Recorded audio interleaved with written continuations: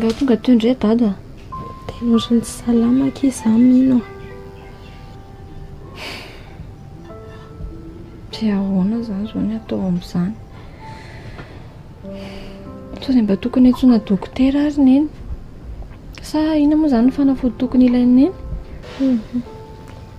Aleo tsy mandeha dokotera izany, tsy manam-bola amin'izany nge isika. Andana fotsiny akao kinimpotsy sy ravitsara dia ampio ravina voasary kely dia tena eo. Eny ary dia tenehana miaraka. Dia tsisy zavatra fa ilainy neny ve nefa ankoatran'izay? Tsy misy fandanaingana aloha e.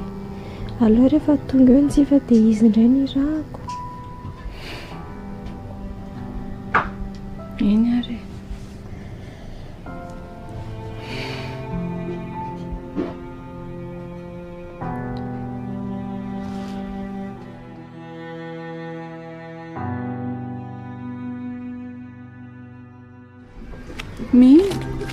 Andeha hoaizaka indry izany?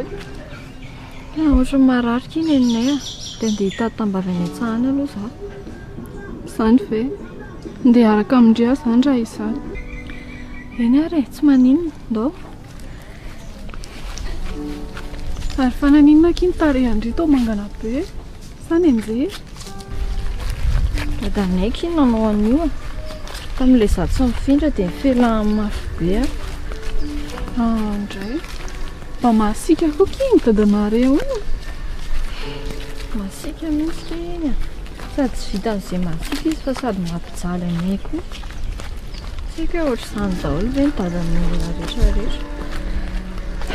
Mahay resaka fa tsy maintsy mbola hiova foana izy indray androany any. Sady atsapa izy hoe tsy mety ny nataony. Nika.